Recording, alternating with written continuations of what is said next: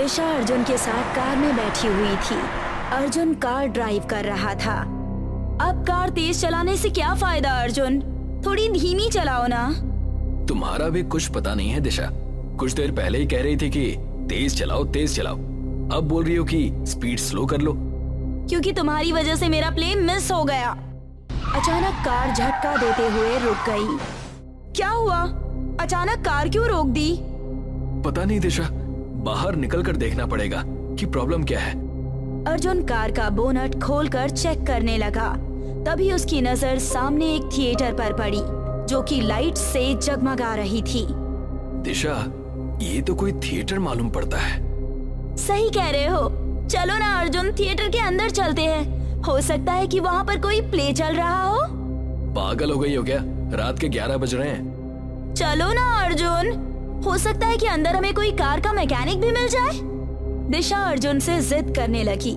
अर्जुन ना चाहते हुए भी दिशा के साथ उस थिएटर के अंदर चला गया।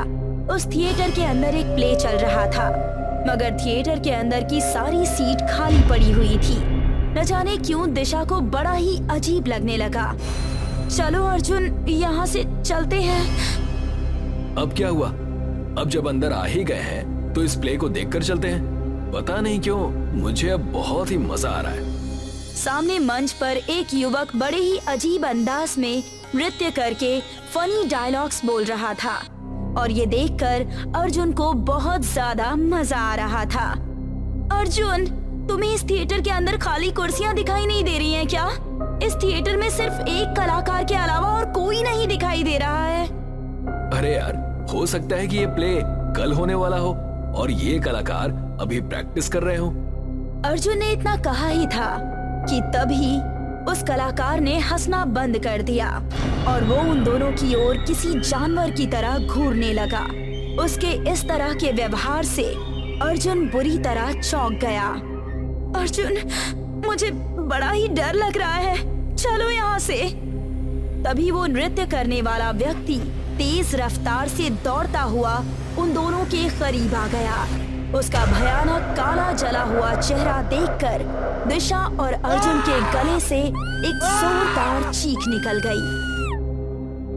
इस घटना के एक दिन बाद राजन अपने बंगले के बाहर गार्डन में टहल रहा था कि तभी उसका नौकर बल्ली वहां पर आ पहुंचा।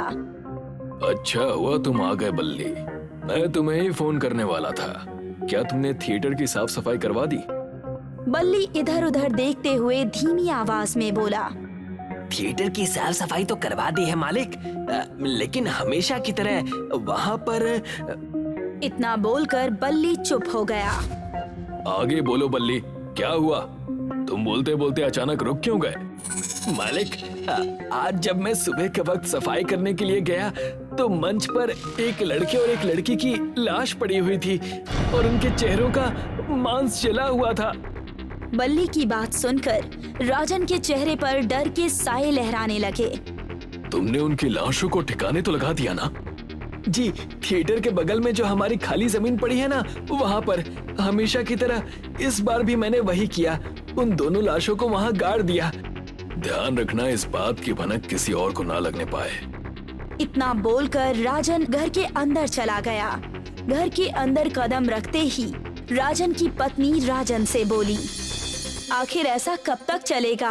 कब तक आप ऐसे ही बेकसूर लोगों को मरवाते रहेंगे? तुम तो ऐसे बात कर रही हो नंदिनी जैसे कि उन सबको मैंने मारा हो। आखिर आप उस मनहूस थिएटर को बेच क्यों नहीं देते?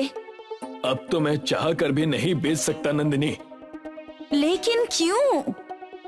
क्योंकि जब से मैंने उस थिएटर को खरीदा है ना जाने कितने लोग उस थिएटर में मौत की नींद सो चुके हैं। पुलिस के डर से मैंने उन सब की लाशें थिएटर के पीछे वाली जमीन में गड़वा दी। अगर मैंने थिएटर किसी और को बेचा तो मैं पकड़ा जा सकता हूँ। उन सब की मौत का जिम्मेदार मुझे ही ठहराया जाएगा।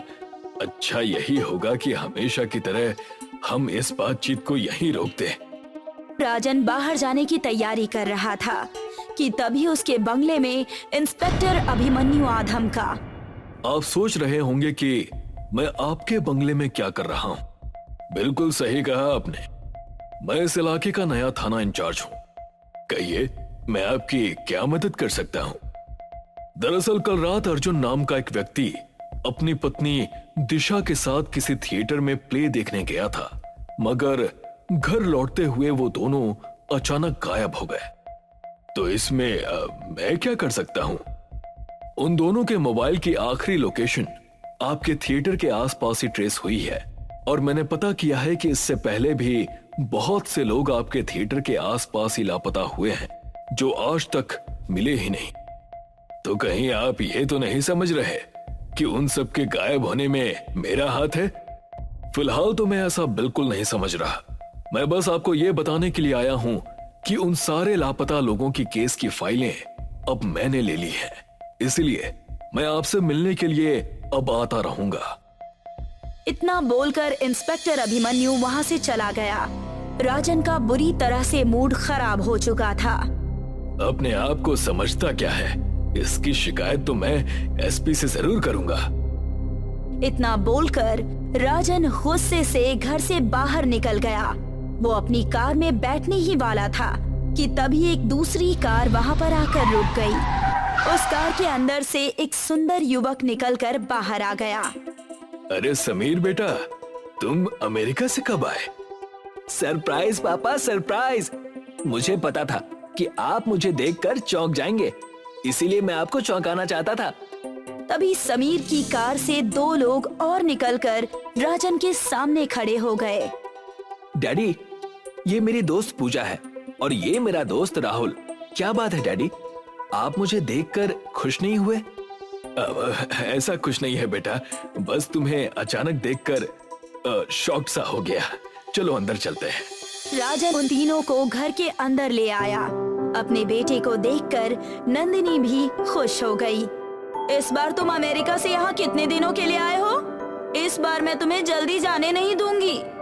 चिंता मत कीजिए मम्मी, इस बार मैं कहीं नहीं जाने वाला। जानती हैं, मैं और मेरे दोस्त तीनों आपस में मिलकर अपने थिएटर में इंडिया का सबसे बड़ा प्ले करवाने वाले हैं। कल शाम को अमेरिका से कुछ बड़े एक्टर भी आएंगे उस प्ले में हिस्सा लेने के लिए। मैंने मुंबई से बड़े बड़े लोगों को इनवाइट भी किया है। समीर की बात सुनकर राजन बुरी तरह से चौंक गया। उसके चेहरे पर डर झलकने लगा। क्या तुम अपने थिएटर की बात कर रहे हो? हाँ, उसी की बात कर रहा हूँ। जब हमारे पास इतना बड़ा थिएटर मौजूद है तो फिर भला मैं दूसरा थिएटर क्यों बुक करूंगा? और वैसे भी जब से वो थिएटर आपने खरीदा है तब से वो बंद ही पड़ा है। लेकिन आप चिंता मत कीजिए, अब मैं उस थिएटर को दोबारा खोलूंगा और सारी दुनिया को चौंका दूंगा। और हाँ पापा, कल जो प्ले होगा ना, उसका राइटर भी मैं ही हूँ। इतना बोलकर समीर अपने दोस्तों के साथ वहाँ से चला गया। राजन घबराए हुए अंदाज में अपनी पत्नी से बोला, अब क्या होगा नंदिनी? जिस बात का मुझे डर था वही हुआ। चिंता मत कीजिए, जब से आपने थिएटर खरीदा है तब से उस थिएटर में आज तक कोई प्ले नहीं हुआ। हो सकता है कि प्ले होने के बाद वहाँ की परिस्थितियाँ बदल जाए। आप बल्ली को थिएटर भेज दीजिए और बोल दीजिएगा कि वो मेरे बेटे और उसके दोस्तों का ध्यान रखे। अगले दिन वो पूरा थिएटर लोगों से भरा हुआ था। समीर अपने दोस्तों के साथ बहुत खुश था। वहीं राजन और नंदिनी के चेहरे बहुत डरे हुए थे। क्या बात है पापा, मैं देख रहा हूँ कि आप जब से यहाँ पर बैठे हैं आपके चेहरे पर डर झलक रहा है। तुम्हारा प्ले कब शुरू होगा बेटा? बस पापा, होने वाला है। कुछ देर में यहाँ पर्दा खुल जाएगा और उसके बाद अपना ये थिएटर देखते ही देखते पूरे इंडिया और दुनिया में फेमस हो जाएगा। तभी वहाँ पर इंस्पेक्टर अभिमन्यु पहुँच गया। इंस्पेक्टर अभिमन्यु राजन की ओर देखकर मुस्कुराते हुए बोला, चिंता मत कीजिए, मैं बिन बुलाया मेहमान नहीं हूँ, बल्कि मुझे भी इनवाइट किया गया है। तभी पूजा राहुल और समीर से बोली, चलो स्टेज पर चलते हैं, देखते हैं कि आखिर देरी क्यों हो रही है। ऑडियंस प्ले के स्टार्ट होने का इंतजार कर रही है। वो तीनों स्टेज पर पर्दे के अंदर चले गए। कुछ देर बाद स्टेज पर अंधेरा छा गया और अचानक पर्दा खुल गया और एक अजीब सा दिखने वाला व्यक्ति वहाँ पर नृत्य करने लगा। ये कैसा प्ले है? बाकी के कलाकार कहाँ हैं? ना कोई अनाउंसमेंट, ना कोई साउंड। क्या हो रहा है ये? इंस्पेक्टर अभिमन्यु ने इतना कहा ही था कि तभी वो भयानक व्यक्ति इंस्पेक्टर अभिमन्यु की ओर देखकर शैतानों के अंदाज में हंसने लगा। अचानक राहुल, बल्ली, समीर और पूजा की लाशें रस्सी से टंगी हुई सबको दिखाई देने लगी। उन चारों के शरीर जले हुए थे। ये देखकर स्टेज पर भगदड़ मच गई। इंस्पेक्टर अभिमन्यु अपनी पिस्तौल निकालते हुए सभी लोगों से बोला, कोई भी स्टेज से बाहर नहीं निकलेगा। लेकिन इंस्पेक्टर अभिमन्यु की बात किसी ने नहीं सुनी। अब थिएटर में सिर्फ 3 लोग ही मौजूद थे। अचानक वो व्यक्ति दौड़ता हुआ राजन के पास आ गया और उसका जला और भयानक चेहरा देखकर इंस्पेक्टर अभिमन्यु भी डर से कांपने लगा। कौन हो तुम? ये थिएटर मेरा है। बरसों पहले ये इंसान इस थिएटर को मुझसे खरीदने के लिए आया था, मगर मैं इस थिएटर को अपनी जान से भी ज्यादा प्यार करता था। मैंने इसे बेचने से इनकार कर दिया। एक रात ये इंसान शराब के नशे में धुत होकर मेरे पास आया और मुझसे जबरदस्ती अंगूठा लगवाकर मेरे थिएटर को अपने नाम कर लिया और मुझे जिंदा जला दिया। तब से मैं इसका इंतजार कर रहा था और आज ये यहाँ आ गया। इसका मतलब यहाँ पर जितने भी लोग लापता हुए हैं उन सबको तुमने ही मारा है? हाँ, मेरे थिएटर में कोई भी इंसान आता है तो मैं उसे जिंदा नहीं छोड़ता। अचानक राजन और नंदिनी के शरीर में आग लग गई और वो दोनों जलकर खाक हो गए। वो भयानक व्यक्ति इंस्पेक्टर अभिमन्यु की ओर देखकर बोला, चले जाओ यहाँ से और दोबारा यहाँ मत आना। इंस्पेक्टर अभिमन्यु डरते हुए वहाँ से भाग गया। उसने उन सारे केसेस की फाइल्स बंद कर दी। सुरेश एक बेरोजगार युवक था। उसने कई जगह नौकरी के लिए अप्लाई किया था। कोई नौकरी मिली? नहीं माँ, अब तक नहीं। हर जगह नौकरी के लिए मारा मारी है। हर जगह रिश्वत खिलाकर ही नौकरी मिलती है। अब ऐसे घर कैसे चलेगा? वो लोग बात ही कर रहे थे कि तभी सुरेश का मोबाइल बजा। हाँ सचिन, बोलना। यहाँ मॉल में एक वॉचमैन की जरूरत है। तू काम करेगा क्या? हाँ, क्यों नहीं। पर भाई सुना है इस मॉल में भूत हैं। मैं भूत नहीं मानता। मैं कर लूंगा वॉचमैन की जॉब। पगार कितनी है?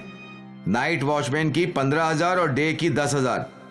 मैं नाइट शिफ्ट ही करूंगा। कल ही आकर मिलता हूं। ठीक है, कल शाम 6 बजे आ जाना। ठीक है। सुरेश ने फोन कट किया और फिर हंसने लगा। माँ, मुझे नौकरी मिल गई। पगार 15,000 है। अच्छा है, बहुत अच्छा है बेटा। भगवान ने हमारी सुन ली। अब हमारी गरीबी जल्द ही दूर हो जाएगी। हाँ माँ। माँ बेटे खुश थे। उन्हें क्या पता था कि आगे उनके साथ क्या होने वाला है। अगली शाम 6 बजे सुरेश सिक्योरिटी कंपनी के ऑफिस पहुंचा। वहां उसका दोस्त सचिन पहले से ही मौजूद था। यही मेरा दोस्त सुरेश है। ये उस भूतिया मॉल में नौकरी करने को तैयार है। तुम्हारे पहले भी कई और वॉचमैन उस मॉल में काम करके गए हैं। सब के सब भाग गए हैं। मैं नहीं भागूंगा सर। मुझे भूत प्रेतों पर विश्वास ही नहीं है। अच्छी बात है। तुम्हें पता है ना, नाइट शिफ्ट की सिर्फ 15,000 रुपए ही है। जी सर। ठीक है, तो इस फॉर्म में सारी डिटेल्स भरो और अपना यूनिफॉर्म और शूज कलेक्ट करो। सुरेश ने ऑफिसर को फॉर्म भर के दे दिया और फिर अपनी यूनिफॉर्म और शूज भी कलेक्ट कर लिए। तुम आज से ज्वाइन करोगे या कल? आज ही से सर। ठीक है, तो तुम अभी रिपोर्ट करो। वहां तुम्हें धीरज नाम का एक और सिक्योरिटी गार्ड मिलेगा। जी सर। सुरेश मॉल में गया और वहां उसे धीरज मिल गया। तो तुम हो नए वॉचमैन? जी भैया। तुम्हें इस मॉल का इतिहास पता है ना? ये मॉल भूतिया मॉल है। मैं भूत भूत में यकीन नहीं रखता। आप बेफजूल मुझे डराने की कोशिश मत कीजिए। मेरा काम था तुम्हें चेतावनी देना, बाकी तुम्हारी मर्जी। वैसे मैं सामने के गेट पर बैठता हूँ, तुम्हें पीछे के गेट पर बैठना है। ठीक है। सुरेश ने लॉग बुक में साइन किया और वो पिछले गेट पर चला गया। वो पीछे के गेट के केबिन के बाहर बैठ गया। धीरे धीरे पूरा मॉल खाली हो गया। अब मॉल में बस धीरज और सुरेश थे। सुरेश का आज काम का पहला दिन था। उसे कुर्सी पर बैठे बैठे नींद आ रही थी और वो सो गया। और अचानक उसे किसी ने जोर से तमाचा मारा। कौन है? कौन है? कौन है यहाँ? सुरेश ने आसपास देखा तो कोई नहीं था।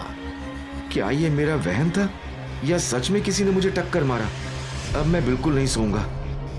उसके बाद सुरेश की नींद ही उड़ गई। वो गेट के पास ही टहलने लगा और फिर अचानक उसे किसी औरत के रोने की आवाज सुनाई दी।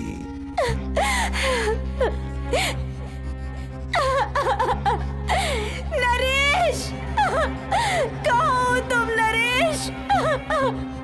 सुरेश ने यहाँ वहाँ टॉर्च मारी, उसे कोई नहीं नजर आया। वो परेशान था कि आखिर आवाज आ कहां से रही है। फिर अचानक उसने अपने केबिन में देखा तो वहां एक लड़की थी जो मुंडी झुकाकर रो रही थी। सुरेश उसके पास गया। कौन है आप? आप रो क्यों रही हैं? उस लड़की ने अपनी गर्दन ऊपर की और उसकी शक्ल देखकर सुरेश के पसीने पसीने छूट गए। वो औरत नहीं, भूतनी थी। उसकी आंखें लाल थी। उसे देखते ही सुरेश जोर जोर से चीखने लगा और दौड़ने लगा। धीरज भी चीख सुनकर सुरेश के पास पहुंचा। क्या हुआ? वो भूतनी तुम्हें भी दिख गई लगता है। वो आओ आओ मेरे साथ। धीरज अपने साथ उसे अपने केबिन में ले गया। उसे पानी पिलाया। अब तो तुम्हें भूत पे यकीन हो गया ना? मुझे माफ कर दीजिए। मुझे लगा आप मुझे डराने के लिए ये सब बोल रहे हैं। कोई बात नहीं। एक बात समझ नहीं आ रही, जब कोई सिक्योरिटी गार्ड यहाँ टिक नहीं पाया तो आप कैसे टिके? इस ताबीज की वजह से। पंडित जी ने मुझे ये हनुमान कवच वाली ताबीज दी है। वो भूतनी मेरे नजदीक भी नहीं आ सकती। लेकिन वो है कौन? उसका नाम नंदनी है। 20 साल पहले की बात है। इस मॉल की जगह नंदनी और सुरेश का पुश्तैनी तबेला था। उस वक्त वो दोनों एक साथ बहुत खुश थे। फिर एक सेठ की नजर उनकी जमीन पर गई। मैं तुम्हें इस जमीन के अच्छे पैसे दूंगा। नहीं सेठ जी, हमें जमीन नहीं बेचनी। ये मेरी विरासत है। सदियों से मेरे बाप दादा ये तबेला चलाते थे, तो मैं इसे नहीं बेच सकता। सोच लो, आज ना कल कैसे भी करके मैं ये जमीन ले ही लूंगा। अगर तुम अपने आप दोगे तो तुम्हारे लिए अच्छा होगा। नहीं सेठ जी, मैं बिल्कुल नहीं बेचूंगा। नरेश के मना करने पे सेठ ने गुंडों को भेजकर तबेले में आग लगा दी। नंदनी जलते हुए तबेले से बाहर आ गई और नरेश अपने गइयों की रस्सी खोलने लगा। देखते ही देखते आग ने विकराल रूप धारण कर लिया और नरेश और उसकी गाय जलने लगी। बाहर खड़ी नंदनी तिलमिला गई। नरेश! नरेश! वो चीखते चिल्लाते आग में कूद गई और उस रात उन दोनों की जिंदगी खाक हो गई। उस दिन से कोई भी इस जगह रात में रुकने की हिम्मत नहीं करता। कई मजदूरों ने और वॉचमैनों ने भी नंदनी के भूत को देखा है। क्या नंदनी की आत्मा को मुक्ति दिलवाने का कोई रास्ता नहीं? शायद वो उस सेठ से बदला लेना चाहती है जिसने उसके तबेले में आग लगाई थी, पर यह मुमकिन नहीं, क्योंकि अब वो सेठ इस मॉल का मालिक है और वो अब सूरज ढलने के बाद यहाँ नहीं आता। पर बेचारी के साथ बहुत बुरा हुआ, इसीलिए वो सबको सता रही है। धीरज सोचने लगा कि कैसे वो नंदनी की आत्मा को मुक्ति दिलवा सकता है। क्या आपके पास मॉल के मालिक का नंबर है? हाँ, रजिस्टर में है। सुरेश ने वो नंबर नोट कर लिया और वो फिर पिछले गेट की ओर बढ़ गया। नंदनी बहन, मैं तुम्हें मुक्ति दिलवाना चाहता हूँ। मैं तुम्हारी मदद करूंगा। मैं उस सेठ को यहाँ बुलाऊंगा। वो भूतनी सुरेश के सामने आ गई। क्या तुम सच में ऐसा कर सकते हो? हाँ, पर तुम्हें वादा करना होगा कि तुम उसके बाद किसी को नहीं सताओगी और ये दुनिया छोड़ दोगी। मैं वादा करती हूँ। सुरेश ने अपने फोन से वो नंबर मिलाया। सेठ जी, मॉल में आग लग गई है। मॉल के पिछले गेट और दुकानें पूरी तरह से जल गई हैं। तुम जल्दी से फायर ब्रिगेड को फोन करो, मैं अभी आया। सेठ हड़बड़ी में कार लेकर निकल गया। वो परेशान था। जैसे ही वो गेट के पास पहुंचा तो भूतनी ने सेठ की कार पलट दी। सेठ को काफी चोट आई। फिर भूतनी ने सेठ को कार के दरवाजे के बाहर खींचा। क्या सोचा था कि मैं तुम्हारा कुछ नहीं कर पाऊंगी? आज तू मरेगा। मुझे माफ कर दो। बिल्कुल नहीं, मेरी जिंदगी बर्बाद कर दी और अब माफी मांग रहा है। तुझे सिर्फ मौत मिलेगी, मौत। सेठ भागने की कोशिश करने लगा। भूतनी ने सेठ की गाड़ी को आग लगा दी और सेठ भी उसी आग में जलने लगा। सेठ चीखता चिल्लाता मर गया। नंदिनी की भूत सुरेश के पास आई। भैया, तुमने मेरी मदद की। मैं हमेशा तुम्हारी शुक्रगुजार रहूंगी। धन्यवाद। नंदिनी की आत्मा को मुक्ति मिल गई। उसका बदला पूरा हुआ और उस दिन के बाद किसी को मॉल में भूत नहीं दिखा।